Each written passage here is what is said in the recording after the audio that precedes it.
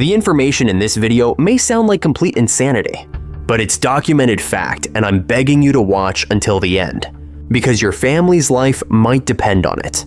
In 3 minutes, I'll tell you exactly which houses on your street will become the most dangerous, and why your tactical gear won't save you from them. This problem runs so deep, the scale of it is absolutely terrifying. What I'm about to tell you is based on what I've seen with my own eyes, and what the statistics are screaming at us.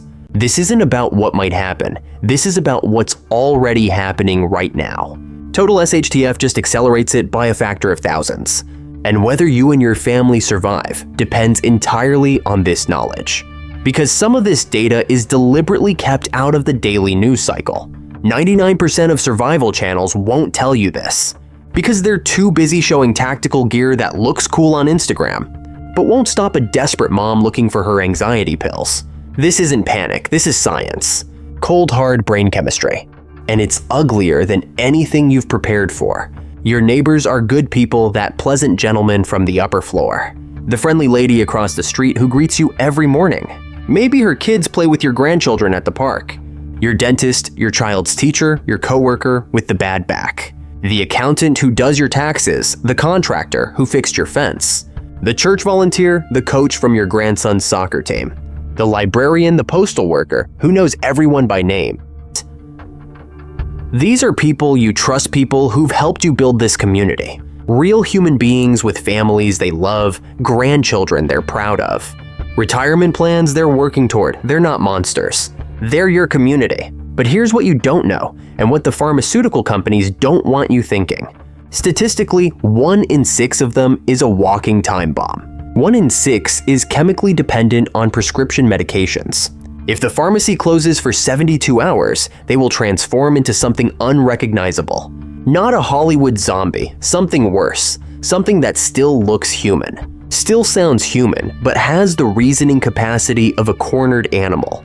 And the desperation of someone drowning. Most of them have no clue this is coming. But before I tell you who they are and how to spot them, you need to understand something critical about blame.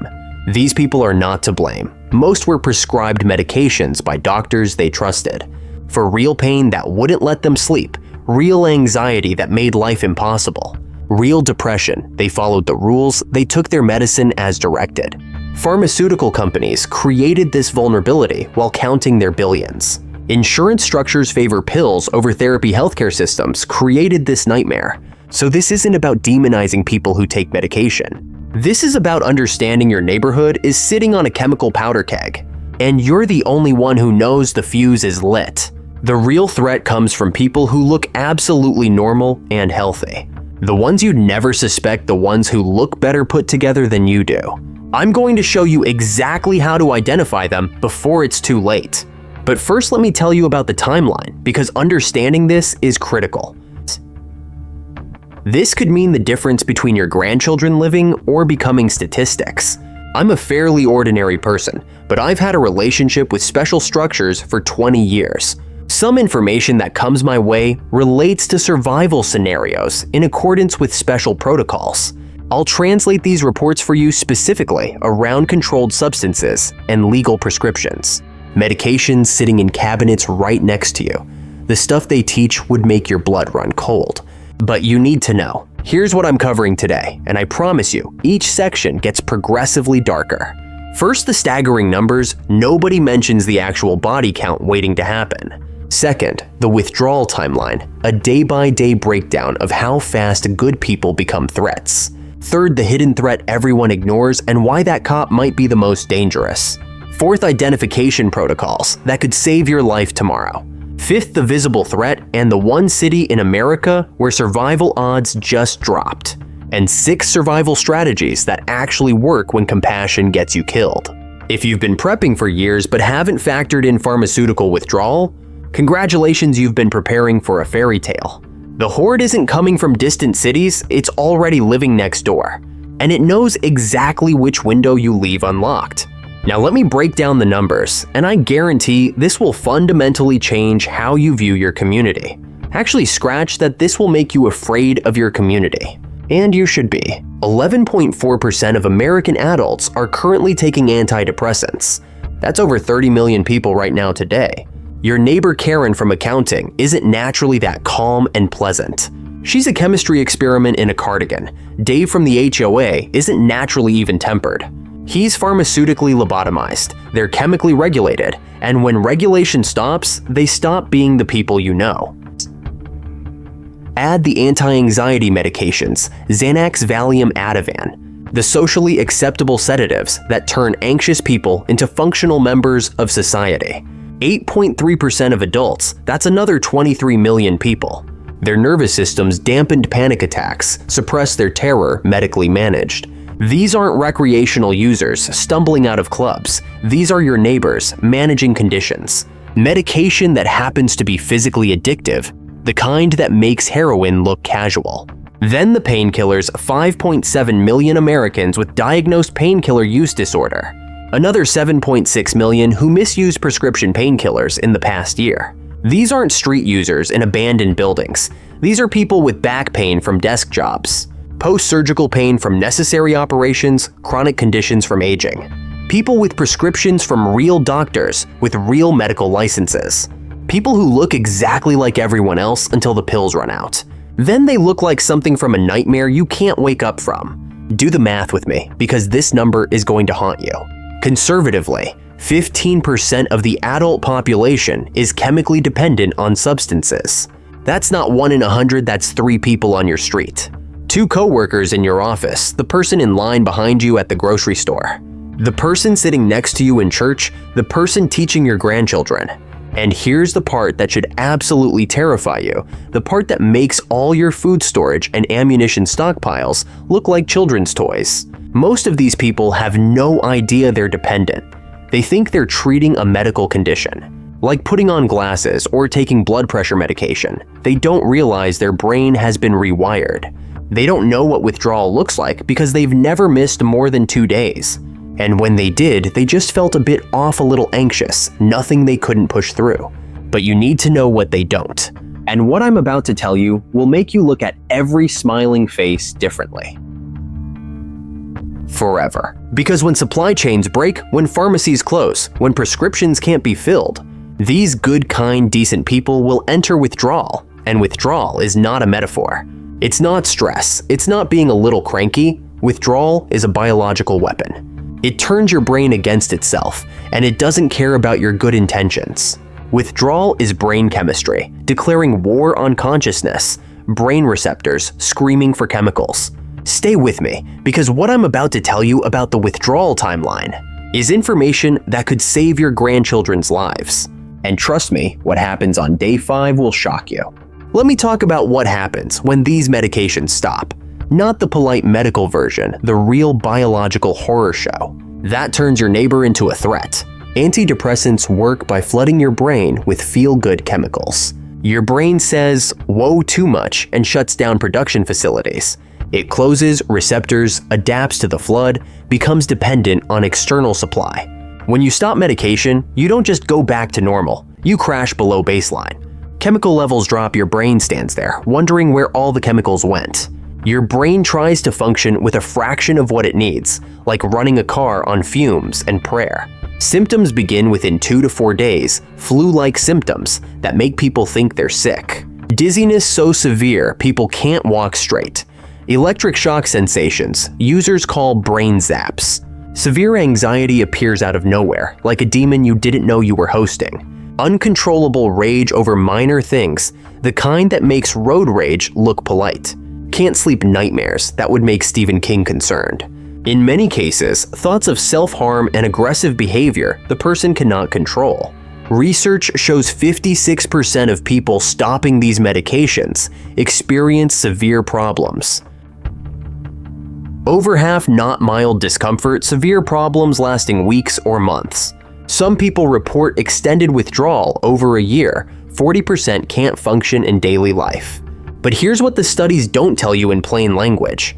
In a collapse scenario, can't function translates to becomes a threat to everyone around them.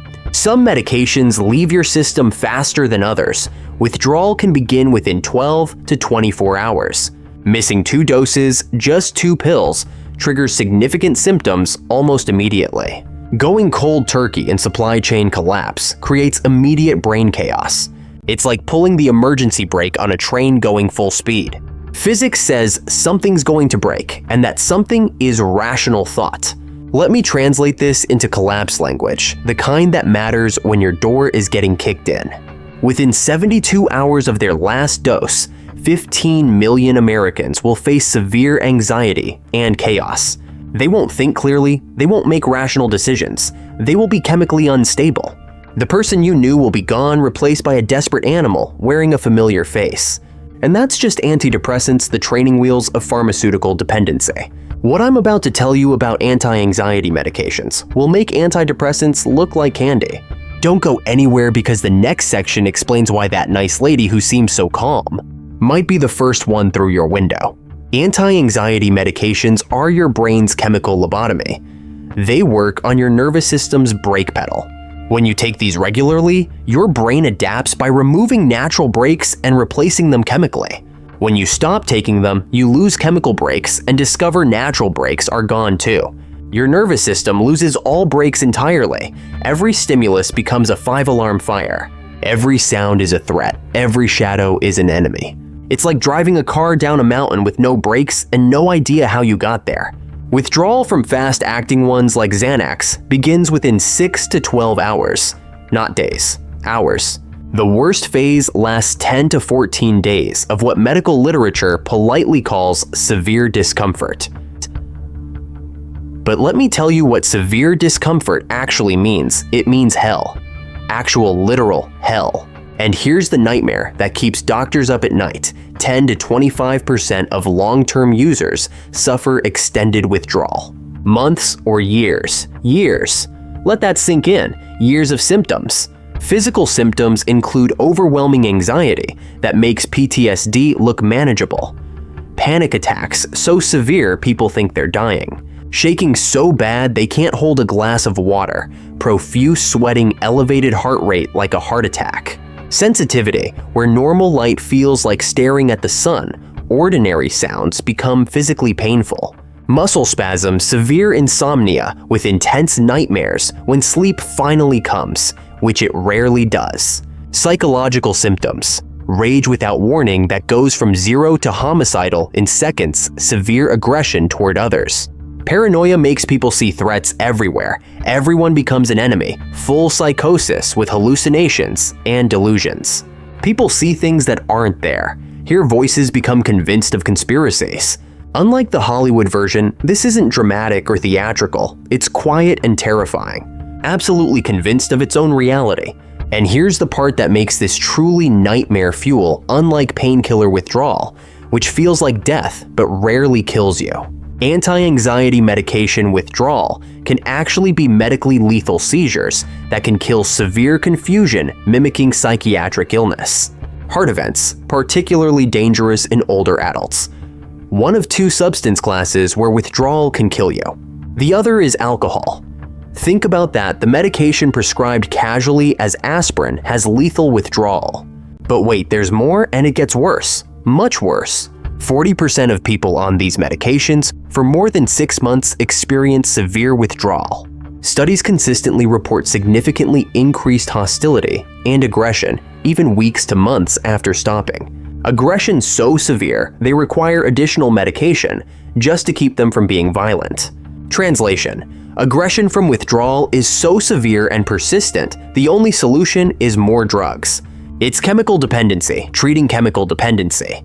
It's turtles all the way down. In collapse, 23 million people will go through this no medical supervision, no tapering protocol. No support groups or therapy, just cold turkey into a brain chemistry nightmare. That can kill them or turn them into a threat to everyone around them. 23 million people, that's the entire population of Florida. Imagine the state in withdrawal.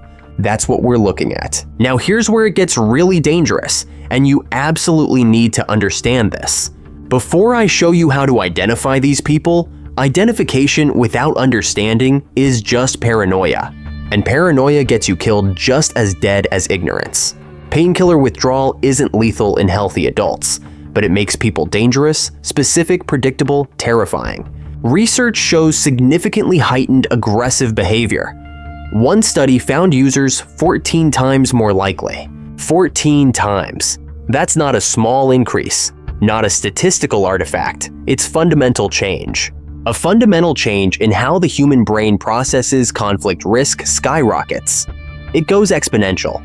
Withdrawal begins 6 to 12 hours after the last dose symptoms peak within 48 to 72 hours. Physical symptoms are brutal, severe muscle aches like bones are trying to escape your body. Bone pain so deep you feel it in your soul. Nausea, violent vomiting, explosive diarrhea, severe cramping throughout the body like someone's twisting your internal organs, alternating chills and fever. Dilated pupils make light, painful, uncontrollable restlessness, where you cannot sit still but moving hurts too much. It's the worst flu of your life combined with getting kicked by a horse mixed with psychological desperation. The psychological component is where the real danger lives. These substances don't just prevent pain. They create euphoria. They make everything okay. They make life bearable.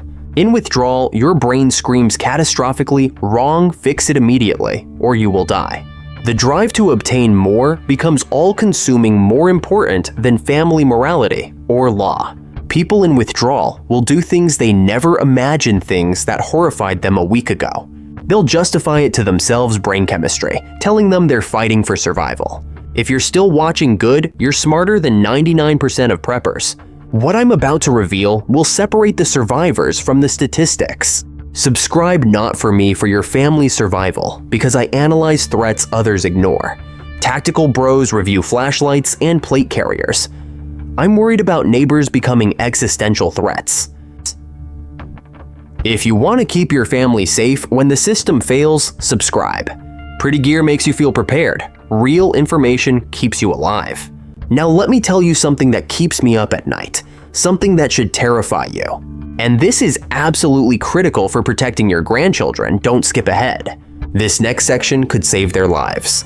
The most dangerous people in withdrawal aren't the stereotypical street users, not even close. It's the highly functional person masking serious psychological issues, or managing chronic pain for years. And here's why they're so dangerous: they have skills, real skills. It's the cop on anxiety meds who knows tactical movement room clearing and threat assessment. The nurse on anti-anxiety medications knows where supplies are stored, which medications do what. The teacher on antidepressants knows every family in the neighborhood, who's vulnerable, who's strong. The contractor on pain pills has tools, knows locks, understands construction, knows which windows breach. The veteran with combat training spent years learning how to kill efficiently, now chemically dependent. These people have skills, resources, knowledge, training, and when medication runs out, they still have it. All that expertise and capability, all that knowledge and training, but now judgment is impaired. Their aggression is chemically elevated to dangerous levels, moral inhibitions compromised by brain chaos. They're not shambling zombies, they're apex predators with their limiters removed. Let me give you a scenario based on real documented patterns from withdrawal studies. Think about whether anyone on your street fits this profile. Your neighbor is a 45-year-old woman. Professional career, maybe accounting, or HR. Always friendly, always put together, volunteers at school. You've known her for 8 years. She's been on antidepressants since a difficult divorce. Never missed a dose. Never talked about it much. Her brain has completely adapted to this reality. She's not on medication in her mind, she's just normal.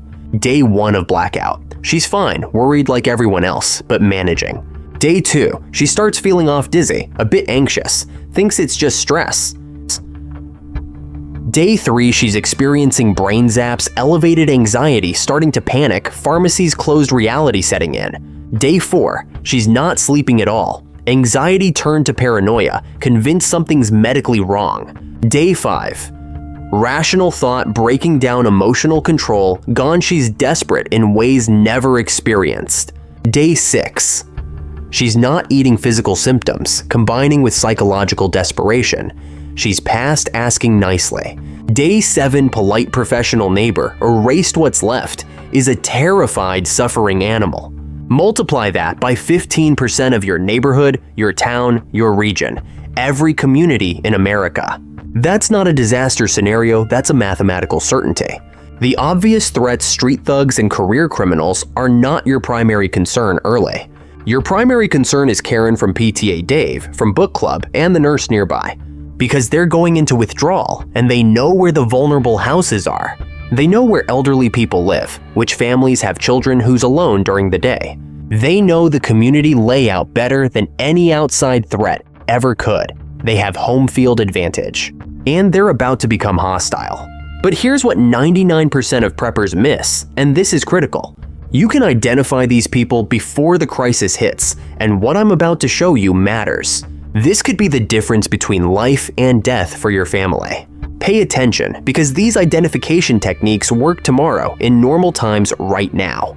People on daily medications have observable patterns if you know what to look for. They refill prescriptions monthly, like clockwork, visiting pharmacies, same time each month, same routine. If you notice someone monthly at the pharmacy, that's intel, that's a data point worth filing.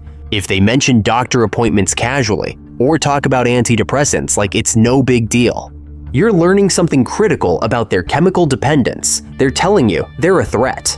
They just don't know it yet. Someone on these medications for years often has unnaturally even temperament too, even no extremes. Consistently pleasant even when circumstances would make normal people irritable. That's not natural regulation. That's pharmaceutical emotion flattening robotic consistency, where nothing bothers or excites them much. They're always at a 7 out of 10, no matter what's happening. High probability, medicated. Natural humans have emotional variance, medicated humans don't. People with diagnosed anxiety, panic disorders, depression, PTSD, chronic pain are high probability for medication. If someone says they used to have anxiety, but it's managed now, they're almost certainly medicated. Mental health conditions are rarely cured, they're managed chemically, because therapy is expensive. Pills are cheap, therapy is not, and our system manages chemically instead of emotionally.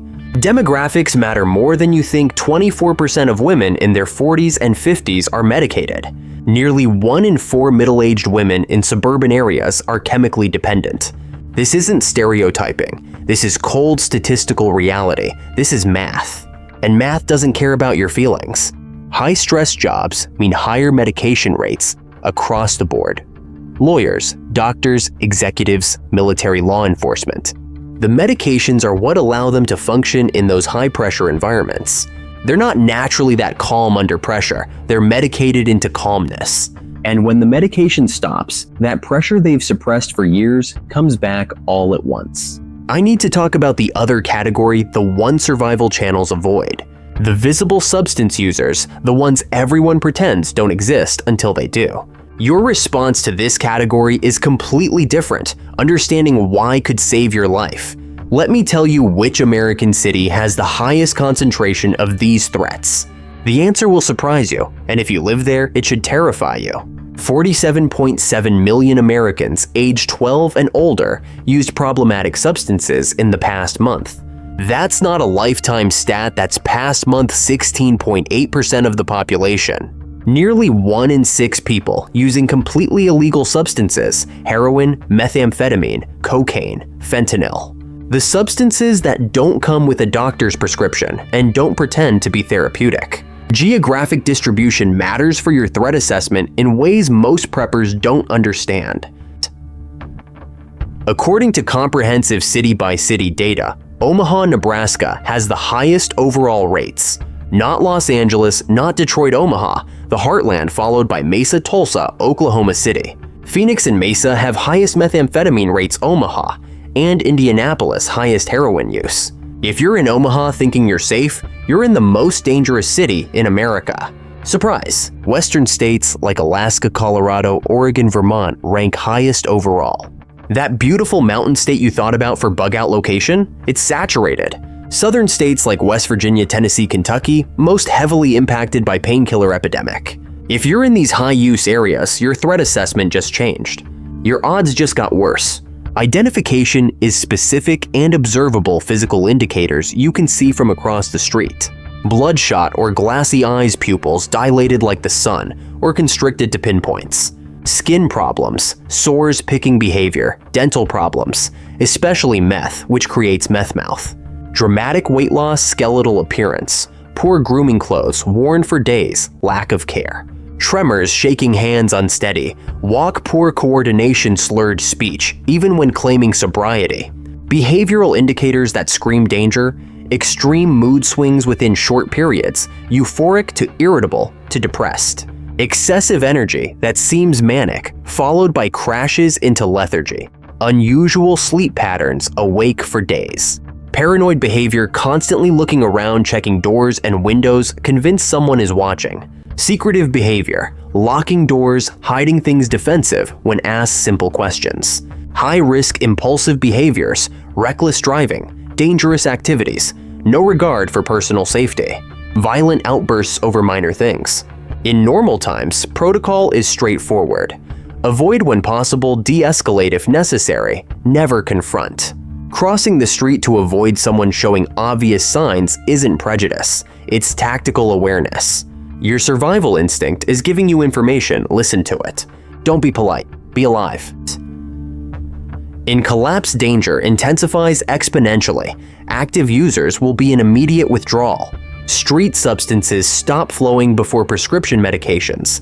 They'll be more desperate, fewer inhibitions. Many already engage in illegal behavior, they have less to lose already outside societal norms. They're already comfortable with violence. Where do they concentrate? Cities, neighborhoods, where substances are sold, homeless encampments, parks, underpasses, transit stations. Suburbs, areas around pharmacies, ironically, convenience stores, anywhere. Marginalized people gather.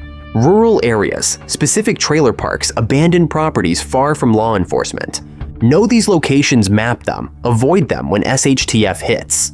These areas become no-go zones within hours. Now I'm going to give you the survival protocols, the actual tactics that work. Not the Hollywood version. Not the tactical bro fantasy, the real strategies that keep you alive. Strategies that keep your family alive when everyone around you is losing their minds. What I'm about to tell you will make some people uncomfortable. Good. Comfort is how you die. Operational security becomes paramount the moment supply chains show stress, not when they break.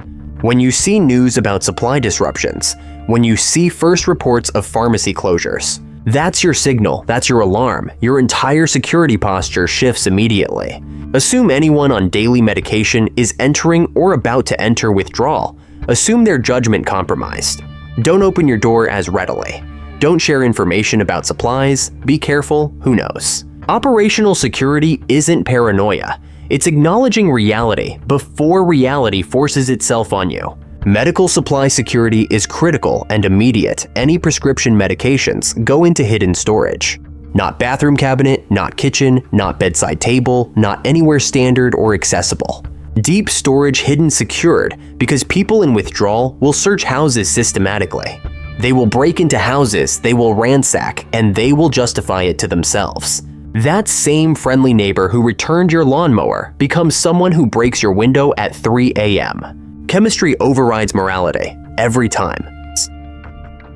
Defensive posture without negotiation, this is crucial, and this is where most people fail. No negotiations with people in severe withdrawal.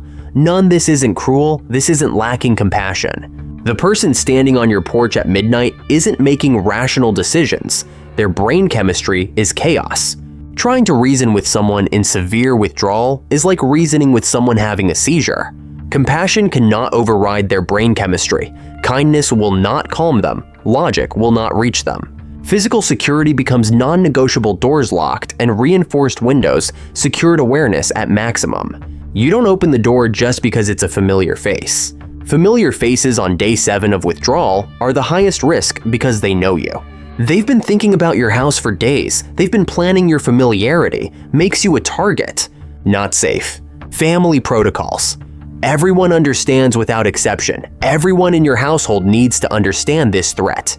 Kids and grandchildren especially need to know that nice Mrs. Johnson might not be nice anymore. Not because she became evil, not because she's a bad person, but because she's sick.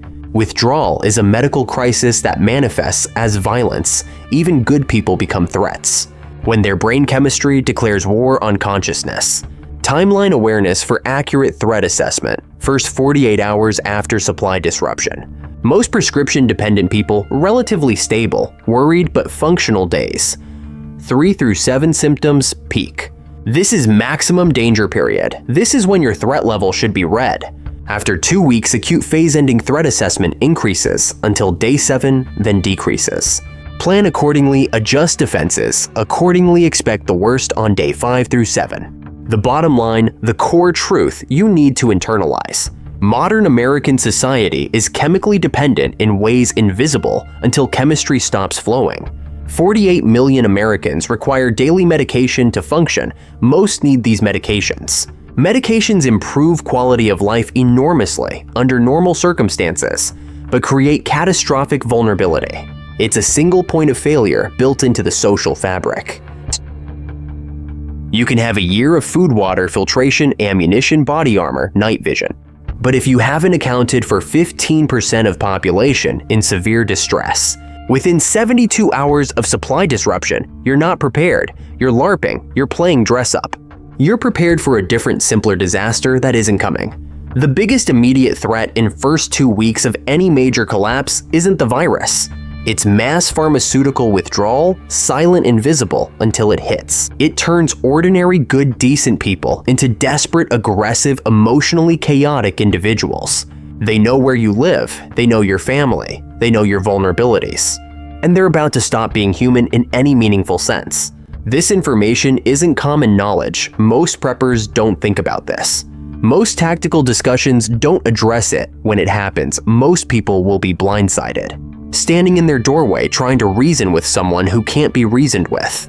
They'll try to help and get hurt, assuming the person is stressed, not dangerous. Not recognizing they're witnessing a brain crisis that makes that person genuinely dangerous. You now have information 99% of people don't have. Information that could save your family, your children, your grandchildren. Use it wisely, but use it. Everything discussed here is strictly for educational purposes. If you or someone you know is experiencing withdrawal, seek immediate medical attention, call 911, contact your doctor, go to emergency room. This video is not medical advice. I am not a doctor. These protocols are for extreme scenarios where medical care is unavailable. Always consult professionals. For official protocols, consult your local health department, FEMA, and state emergency resources. Take care of yourselves and your families. Run the numbers for your own neighborhood. Make informed decisions based on data, and most importantly, hope this stays theoretical. But prepare for when it doesn't, because hope is a nice feeling and preparation is a strategy. Stay safe, protect your families, and remember, understanding the threat doesn't mean hating people, but it means surviving when compassion alone gets you killed. Take care of yourselves and your loved ones.